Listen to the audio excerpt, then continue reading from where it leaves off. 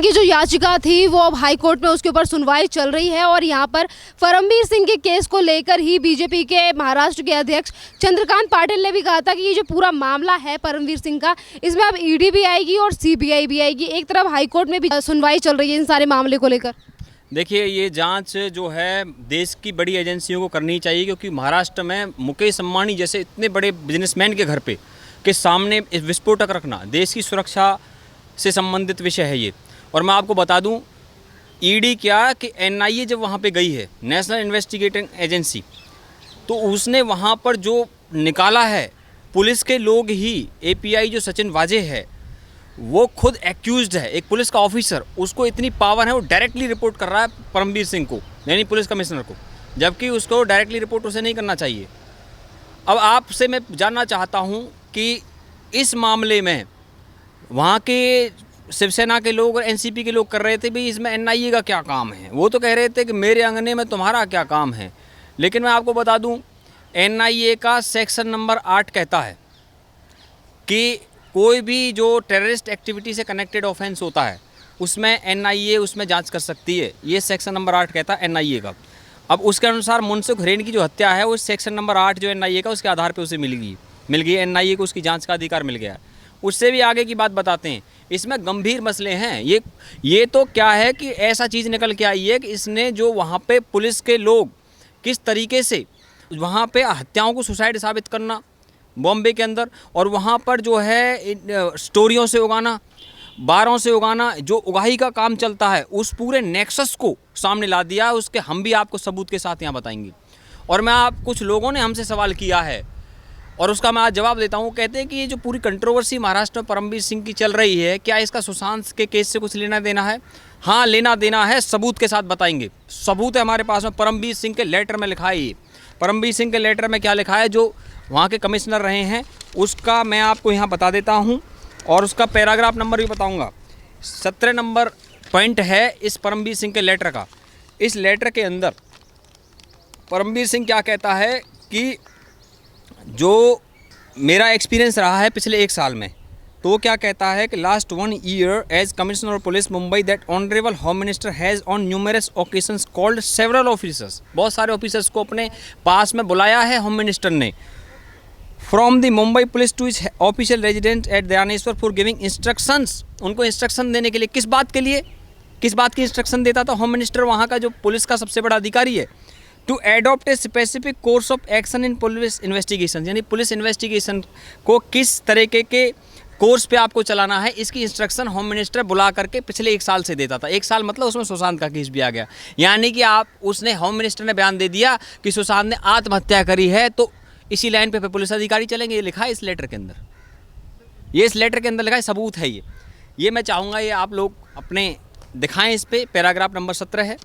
और मैं आपको बता दूँ, वो ये भी कह रहे हैं कि ये जो इस तरह के एक्ट हैं वो अनकॉन्स्टिट्यूशनल और इलीगल हैं, इसीलिए ये परमबीर सिंह कोर्ट में गया है। हाई कोर्ट, सुप्रीम कोर्ट ने तो नहीं सुना उन्हें, हाई कोर्ट में आज उनकी सुनवाई हुई है, तो वहाँ पे वो गए हैं और उन्होंने इस लेटर के बारे में उन्होंने कहा है कि भाई सीबीआई से जांच कराइए। अनिल देशमुख की ये ऑफिसरों को बुलाते थे अपने रेजिडेंस पर, उनसे कहते थे कि आपको इस केस में ऐसे चलना है और उस केस में ऐसे चलना है। इसका मतलब सुशांत देसाई इन सब केसों में कैसे चलना है, इसकी इंस्ट्रक्शन भी होम मिनिस्टर से आ रही थी। इसका मतलब सरकार उन केसों में भी इन्वॉल्व है। और जिस तरीके से मनसुख हिरेन के मामले को पहले क्या बता रहे थे, सुसाइड, लेकिन एनआईए आने के बाद में हत्या सिद्ध हुआ है। एनआईए मतलब सेंट्रल एजेंसी। लेकिन आज आपको मैं बता दूं, देखिए अमिताभ बच्चन की फिल्म का एक सॉन्ग था, अंधेरी रातों में सुनसान राहों में एक मसीहा निकलता है जिसे लोग शहंशाह कहते हैं। तो ऐसी जो मुंबई की अंधेरी रातें जहाँ पे पुलिस खुद ही रक्षक ही भक्षक बना हुआ था, तब एक मसीहा निकलता है। कहाँ से? दिल्ली से, जिसे एनआईए कहते हैं, जिसे सेंट्रल एजेंसीज कहते हैं, और वे कॉल रिकॉर्ड करती हैं। आपको पता कौन कौन सी एजेंसीज? आईबी, रॉ और एनटीआरओ। एनटीआरओ भी एक इंटेलिजेंस एजेंसी है, रॉ और आईबी को तो लोग जानते हैं। ये रिपोर्ट करती है एनएसए, नेशनल सिक्योरिटी एडवाइज़र को, राष्ट्रीय सुरक्षा सलाहकार जो अजीत डोवाल हैं, और एनएसए डायरेक्टली पीएमओ को रिपोर्ट करता है। और एनएसए जो होता है ना, उसकी रैंक कैबिनेट मिनिस्टर की रैंक होती है। कैबिनेट मिनिस्टर की रैंक। अब समझ लीजिए इन तीनों एजेंसीज ने जो काम किया वो रिकॉर्ड सारे उन्होंने एनआईए को दे दिए। जब एनआईए के अंदर ये सचिन वाजे जाता है तो एनआईए जाते ही से गिरफ्तार कर लेती, क्योंकि उनके पास पहले से इन्फॉर्मेशन अवेलेबल थी। और सुनिए, मैंने पिछले इंटरव्यू में आपको बताया था कि महाराष्ट्र की इन शिवसेना और वहाँ की सरकार को लगातार पता लग रहा है कि इस केस में क्या हो रहा है। पता क्यों पता लग रहा है? उसका कारण ये एटीएस इसकी जॉइंट इन्वेस्टिगेशन कर रही है। एटीएस महाराष्ट्र पुलिस की यूनिट है, एंटी टेररिज्म स्क्वाड, और उसने प्रेस कॉन्फ्रेंस भी करी है। कंप्लीटली जांच पूरी तरीके से एनआईए के पास नहीं, हालांकि जो कस्टडी है सचिन वाजे की और सचिन वाजे के उन दोस्तों की, उन साथियों की, विनायक सुंदे की और बुकी की, जो गौर है नरेश गौर, तो उनकी जो कस्टडी है वो उन्होंने बढ़वा ली है एनआईए ने। किस लिए? क्योंकि इन्होंने सबूत इकट्ठे कर लिए। सबूत कौन से इकट्ठे किए हैं? उसमें जो इसके अंदर आईटी के सबूत हैं, इंफॉर्मेशन टेक्नोलॉजी का। और पता है, विशेष बात बता दूं, सचिन वाजे आईटी प्रोफेशनल था। इसने ऐप बनाई है। 31 साल की सर्विस में 15 साल सर्विस करी है, 16 साल सस्पेंड, यानी कि अपनी सर्विस में ज़्यादा समय तक सस्पेंड रहा है, सर्विस कम करी है। तो जब ये घर बैठा रहा था क्या करता था? ऐप बनाता था, उसमें टेक्नोलॉजी के नए नए तरीके ढूंढता था ये। और इसीलिए इसने ऐसे मास्टरमाइंड रचा है कि अपनी लोकेशन इसने दूसरी जगह दिखाने के लिए ये बार में जाके छापा मारता है कि जब हत्या होगी उस समय मैं बार में बैठा रहूँगा। 14 सिम का बरामद होना और उसमें 5 सिम इसके पास मिलना, अपनी लोकेशंस को बराबर चेंज करना, ये क्या है? ये है एक जो है प्रोफेशनल क्रिमिनल के एक्ट हैं ये। और मैं ये उसमें डीप में न जाते हुए मैं आपको विशेष बात बता दूँ। बात मुंबई पुलिस पे आई है। ये तो छोटा सा इंस्पेक्टर है, एक अदना सा इंस्पेक्टर है। इसको जो तैयार किया था 90s में, किस काम के लिए तैयार हुए थे? ये मुंबई पुलिस को तैयार किया था अंडरवर्ल्ड की कमर तोड़ने के लिए। तो 1990 के दशक में इनके गुरु थे प्रदीप शर्मा, जो कि मथुरा से रहने वाले हैं, उत्तर प्रदेश से। और वो प्रदीप शर्मा ने दयानायक, वाजे, इन सबको ट्रेनिंग दी है और इनका बॉस था वो। तो प्रदीप शर्मा ने जो अंडरवर्ल्ड की कमर तोड़ने में बहुत बड़ा काम 1990 के दशक में किया है प्रदीप शर्मा। और लेकिन जो उसके जो सिखाए हुए लोग हैं दयानायक, उनके जीवन पर फिल्में बनी हैं और वो तो इतने पॉपुलर हो गए थे कि एक बार मुंबई के पुलिस कमिश्नर प्रेस कॉन्फ्रेंस कर रहे थे तो उस वक्त मीडिया वाले वहाँ पर दयानायक आ जाता, तो सारे मीडिया वालों के कैमरे दयानायक की तरफ लग जाते हैं, पुलिस कमिश्नर भी हैरान रह जाते हैं। और ये फिल्म के अंदर भी ये सीन दिखाया गया है। मतलब इतना पॉपुलर वहाँ एनकाउंटर स्पेशलिस्ट थे। उस ज़माने में जो है टीवी जो है नहीं हुआ करता था खास मीडिया, तो उस वक्त वहाँ की पत्रिकाओं में दयानायक के एनकाउंटर के केसेस छपा करते थे। चलो मैं उसमें ना जाता हुए मैं ये घटना इसलिए जिक्र कर रहा हूँ कि मुंबई पुलिस जो उस वक्त काम कर रही थी, पता वहाँ से होते हुए कुछ उसमें ऐसे लोग हो गए मुंबई पुलिस के अंदर, वो ऐसे रैकेट चलाने लगे, एक्सटॉर्शन, मतलब उनसे पैसे उगाही करने लगे, स्टोरियों से पैसे उगाही करने लगे, बार वालों से पैसे उगाही करने लगे। और जब ये बात आर पाटिल ने देखी, आर पाटिल होम मिनिस्टर रह चुके हैं महाराष्ट्र के, तो उसने बारों को बंद कर दिया। तो आर पाटिल का नाम आज भी लिया जा रहा है, सामना के अंदर उसका नाम लिखा गया कि जैसे आर पाटिल ने काम किया। लेकिन ये बार आपने शुरू कैसे कर दिए? सवाल तो यही है, उगाही के लिए शुरू किए हैं, इसका खुलासा कर रहा हूँ मैं, इसीलिए शुरू किए। और मैं आपको बता दूँ इस मामले में, देखिए मुंबई के पुलिस कमिश्नर अब तक सस्पेंड नहीं हुए और ना अनिल देशमुख ने अब तक इस्तीफा दिया। पहले सस्पेंड हो चुके हैं कमिश्नर एक बार, अब्दुल करीम तेलगी के मामले में। आज़ाद भारत का अब तक का सबसे बड़ा फ्रॉड स्टाम्प पेपर घोटाला, जिसमें पॉलिटिक्स के लोग, जिसके अंदर पुलिस के लोग, और पुलिस का इतना बड़ा नेक्सस। एक कांस्टेबल था, छोटा सा कांस्टेबल, केवल 9,000 सैलरी, और उसके घर से जब जांच करी गई तो पता 100 करोड़ रुपए की प्रॉपर्टी मिली। एक और सब इंस्पेक्टर, उसके पास से 200 करोड़ की प्रॉपर्टी मिली। और पता है उस मामले में अब्दुल करीम तेलगी, जो स्टाम्प पेपर घोटाले का मुख्य आरोपी था, जिसको गिरफ्तार किया था बेंगलोर पुलिस ने अजमेर से, उसका जब नार्को टेस्ट किया जाता महाराष्ट्र के अंदर, मैं ये घटना उस वक्त की बता रहा हूँ क्योंकि इसलिए जानकारी दे रहा हूँ, परमबीर सिंह और इन सचिन वाजे जैसे लोगों की उस मामले में भी जांच की जानी चाहिए, क्योंकि उस वक्त पुलिस के लोग उसमें इन्वॉल्व थे। उनको खोलने की ज़रूरत है दोबारा से, भारत सरकार से चाहता हूँ।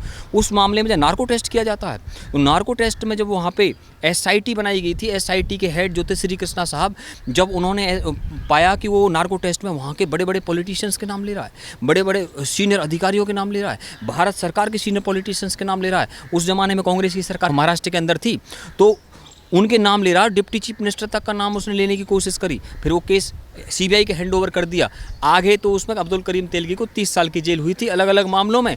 और अब्दुल करीम तेलगी कुछ और नाम ना बके, उसका जिंदा रहना, उसकी जान खतरे में आ गई थी उस समय पे। और इसीलिए उसके एडवोकेट ने बोला अब्दुल करीम तेलगी कि अब्दुल करीम तेलगी को एड्स का इंजेक्शन दिया गया है, एड्स का रोगी था वो, ये उसका आरोप था। कोर्ट के अंदर स्टेटमेंट दी है ये, और उसको 2017 में उसकी डेथ हो गई। अब ये एक मिस्टीरियस डेथ है, उसके एडवोकेट का कहना है उसे एड्स का इंजेक्शन दिया गया है, ये मैं बता देता हूँ आपको। और ये मैं इसलिए कह रहा हूँ कि आज़ाद भारत का वो सबसे बड़ा घोटाला कि अब दोबारा से उसकी जो फाइल है वो रखी जानी चाहिए देश के सामने। और उसमें जो मुंबई के police commissioner R S Sharma उस समय पे सस्पेंड किए गए थे, उस मामले में परमवीर और वाजे तक के लोगों की जांच की जानी चाहिए, क्योंकि उसमें बहुत बड़े बड़े पुलिस ऑफिसरों के नाम थे और उसमें इन लोगों की भी जांच दोबारा से खोली जानी चाहिए। परमवीर सिंह ने जो एलिगेशन लगाए, उन्होंने ये भी कहा कि जो होम मिनिस्टर है महाराष्ट्र के अनिल देशमुख, उनके घर के सीसीटीवी कैमरों की जांच भी होनी चाहिए। जब इस तरीके से ये एलिगेशन लगा रहे हैं, एक एक करके सरकार का पर्दाफाश कर रहे हैं, उसके बाद शिवसेना के लोग ये कहते हैं कि ये बीजेपी के एजेंट है परमवीर सिंह। देखिए, शिवसेना के लोग जिनको बीजेपी के एजेंट बताते हैं, वो कह रहे हैं कि रश्मि शुक्ला भी बीजेपी के एजेंट है, वो कह रहे हैं परमवीर सिंह भी बीजेपी के एजेंट हैं। तो ये तो फिर मतलब केजरीवाल वाली भाषा हो गई कि भाई ये तो सब मिले हुए हैं, ये उनकी लाइन पे आप चल रहे हो। देखिए, कौन किसका एजेंट है इस पे मत जाइए, ये कंटेंट देखिए आप उसमें क्या है। रश्मि शुक्ला ने इंटेलिजेंस ऑफिसर थी, उसने कॉल रिकॉर्ड करके और उसने 6.3 GB का डाटा है। बताओ लेटर किसके सौंपी है उसने मुंबई पुलिस के कमिश्नर को वो सारी रिपोर्ट दी है, लेटर लिख करके दी है। 25 अक्टूबर 2020 को मैं टाइमिंग बता देता हूँ आपको। इस दिन उसने लेटर लिखा है और उसके अंदर उसने ट्रांसफ़र का रैकेट है 29 IPS ऑफिसरों के नाम है। बहुत सीरियस मैटर है इस देश के इतिहास में कि इतने IPS ऑफिसर, बड़े बड़े IPS ऑफिसर दलालों को पैसे दे करके अपने ट्रांसफ़र कराने का खेल वहाँ जारी था। और इसकी एक कॉपी कमिश्नर ने फिर DGP सुबोध जायसवाल को और फिर वही जो है चीफ मिनिस्टर ऑफिस के सामने रखी गई, उसके उद्धव ठाकरे के सामने, फिर उसने होम डिपार्टमेंट को दे दी, लेकिन कार्रवाई किसी ने नहीं करी। अब ये रश्मि शुक्ला पे जांच बैठा रहे हैं, अब FIR कह रहे हैं कि IT एक्ट का उल्लंघन किया है। तो अब मुझे बताइए, जिस वक्त जब उस वक्त आपने को ये सब सौंपी थी, तो आपने उस वक्त इस पर जाँच क्यों नहीं बैठाई? लेकिन अब ये सबके सामने आ गया, सामने तो आना था, क्योंकि उर्दू में तो कहते हैं सच्चाई छुप नहीं सकती झूठे उसूलों से, और खुशबू आ नहीं सकती कागज़ के फूलों से। जनता तो मज़े ले रही है किस बात के कि आपस में एक दूसरे के कपड़े फाड़ रहे हैं। एक गाना था ना कि मैं मजनू मजनू चिल्लाऊंगा कुर्ता फाड़ के, तो ये तो आपस में कुर्ते फाड़ रहे हैं, शिवसेना वाले NCP के और NCP वाले शिवसेना के। सबूत हम बता देते हैं आपको। सामना में लिखा गया है कि अनिल देशमुख को क्या सचिन वाजे को इतना ज़्यादा पावर देने की क्या ज़रूरत थी। शरद पवार कह रहे हैं कि भाई हमारे तो अनिल देशमुख बिल्कुल गंगा की तरह पवित्र हैं। तो भैया गंगा की तरह पवित्र है तो फिर एक बार जांच हो जाए, उसमें आपको दिक्कत क्या है? एक बार तो हो जाए। और मैं बता दूं आपको, महाराष्ट्र में राष्ट्रपति शासन लगाने का मामला चला हुआ है, क्योंकि भारत की सेंट्रल एजेंसीज़ का सारा ध्यान वहीं पे लगा हुआ है, क्योंकि देश की सुरक्षा को इन्होंने खतरे में डाल दिया। क्यों? आर्टिकल 356 आज मैं बता दूं आपको। अब तक अगर इंदिरा गांधी देश का शासन कर रही होती और संजय गांधी जैसे लोग कर रहे होते, जो उन्होंने इमरजेंसी ठोक दी थी, अब तक तो राष्ट्रपति शासन वाला लग गया होता। लेकिन इमेज कॉन्शियस है मोदी जी और अमित शाह, इनको लगता है कि तुम्हें कोई तानाशाह ना कह दे, तुमको कोई फासिस्ट ना कह दे, तो इमेज के दायरे में बंधे हुए हैं। ये तो पूरे सबूत मतलब इसमें ये जनता के सामने ये बिल्कुल नहीं दिखाना चाहते भी मेरे को कोई हमको कोई ये कहे कि भाई चुनी सरकार को बर्खास्त कर दिया। लेकिन कृष्ण नीति हम सब ने पढ़ी है। कृष्ण नीति क्या कहती है, चाणक्य नीति क्या कहती है? अगर शत्रु नियम से नहीं चलता या कोई देश की सुरक्षा को खतरा है तो आप नियम से चलने का क्यों बाध्य हो?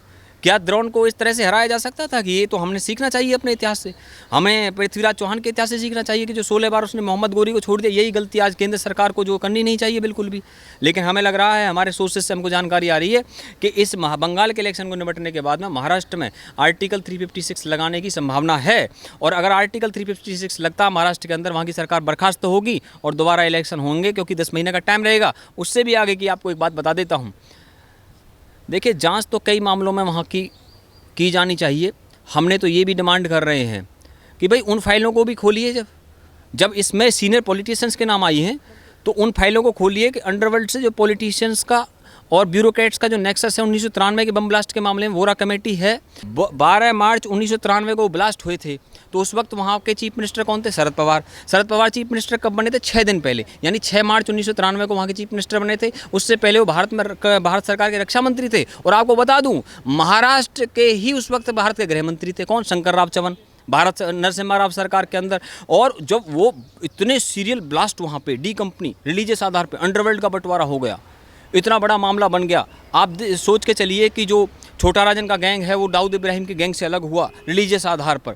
और आपको पता होना चाहिए कि जो छोटा राजन ने जब भारत की एजेंसियों की मदद करता रहा तो उसे कुआलालंपुर से एक्स्ट्राडेट करके जो है ये यहाँ पर ले आए, क्योंकि जो एजेंसीज़ की मदद करता है उसको ले आते हैं, सरकारी गवाह बना देते हैं, उसको सरकारी गवाह बना दिया। बहुत सारे मामलों में ट्रायल चल रहा है।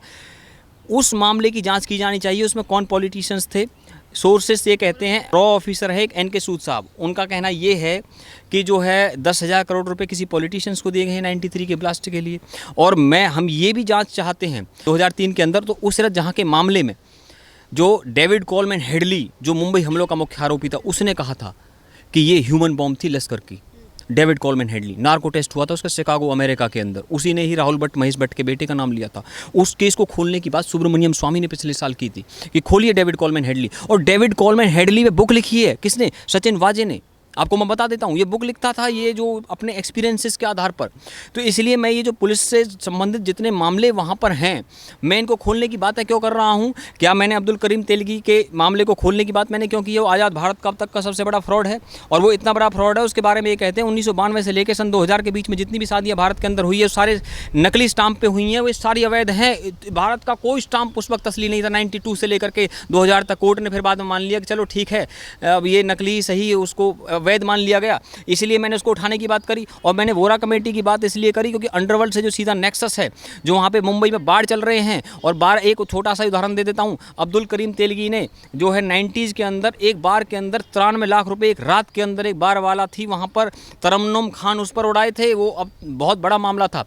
तो ये सारे की जाँच चाहते हैं, मैंने आपको खोल के बताएं। और मैं आपको एक बात और बता दूँ कि भाई जो NIA है, मैंने खुद, आपने कितनी बार हमसे प्रश्न किया सुशांत सिंह राजपूत के मामले में, और मैंने जो है 4 अगस्त 2020 को सुप्रीम कोर्ट ऑफ इंडिया को मेल लिखी थी कि भाई CBI, NIA और ED की जॉइंट इन्वेस्टिगेशन होनी चाहिए। तो मैंने NIA को उस वक्त जोड़ा था ना, उस वक्त आप बार बार पूछते रहे और मैं आपको बताता रहा कि NIA की ज़रूरत क्यों है, क्योंकि NIA स्पेशल आतंकवाद के मामलों की और इंटरनेशनल स्तर पर जो इंडिया में लॉबिंग करके सारे खेल कराए जाते हैं उसकी जाँच कर सकती है।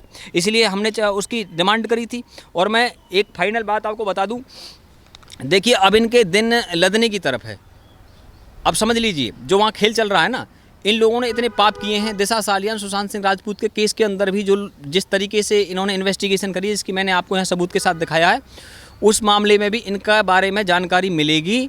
क्यों जानकारी मिलेगी? जब ये सरकार बर्खास्त होगी ना तो मामले खुलेंगे, क्योंकि ये फाइलों पे बैठे हुए हैं, अभी भी काम नहीं करने दे रहे हैं वहाँ की ब्यूरोक्रेसी को, और उनको पूरा धमका के रखा है। जो भी थोड़ा बहुत ये बोल जाए, कह रहे कंगना को सबक सिखाएंगे, फिर कह रहे अर्नब गोस्वामी को सबक सिखाएंगे, फिर एक नवनीत राणा नाम की यहाँ सांसद है, कह रहे कि तुमको भी सबक सिखा देंगे। इसका मतलब ये सबको सबक सिखा देंगे, है ना, सबको सबक सिखा देंगे। लेकिन एक चीज़ मैं बता दूँ, देखिए सबक तो ये खुद सीखे हुए हैं। शिवसेना, NCP और कांग्रेस की जो ये गाड़ी चल रही है 3 पहियों की, इनका तो इतना बुरा हाल है। मैं आपको बता दूं, इन लोगों ने क्या है कि NCP को पूरा वो दे रखा है, 16 मिनिस्टर बना रखे हैं उनका होम मिनिस्टर बना रखा है। सामना में लिख करके ये कह रहे हैं शिवसेना वाले, अरे ये तो ऐसी मिल गई अनिल देशमुख को, जयंत पाटिल को बना रहे थे, HM हम काय को बना रहे थे, इसको हमारा कोई मतलब नहीं था। अरे भैया, तुम शिवसेना NCP पे आरोप लगा रही है, NCP शिवसेना पे आरोप लगा रही है, इसका मतलब ये तुमको बर्खास्त करके तुम्हें उठा के रख देना चाहिए एक तरफ, और क्या करना चाहिए तुम्हारा। और मैं ये सारी बातें इसलिए भी उठा रहा हूँ, आपने वहाँ पर मतलब पुलिस को दलाली के धंधे में धकेलने का खेल किया है, और भारत की जुडिशरी को भी कॉग्निजेंस लेना चाहिए। जब सुप्रीम कोर्ट हाई कोर्ट भेज देता, फिर हाई कोर्ट से वहाँ फिर पैनल बना दिया है इसने उद्धव ठाकरे ने कि रिटायर्ड जज के मामले में वो 6 महीने बाद जांच देगा। इतने ये लॉकडाउन ठोक करके अपनी जो है उनको लॉकडाउन ठोकने का जो खेल कर रहा है ना, इसलिए कर रहे हैं ताकि हम अपनी नाकामियों को पर्दा डाल सकें और लोग वहाँ जो गरीब लोगों को मारने का खेल कर सकें। जो ये क्या मतलब अपने आप को बचाने के लिए उनको ही धकेलने के चक्कर में। चलो मैं उनमें नहीं जाता, लेकिन एक बात और बता के जाता हूँ आपको।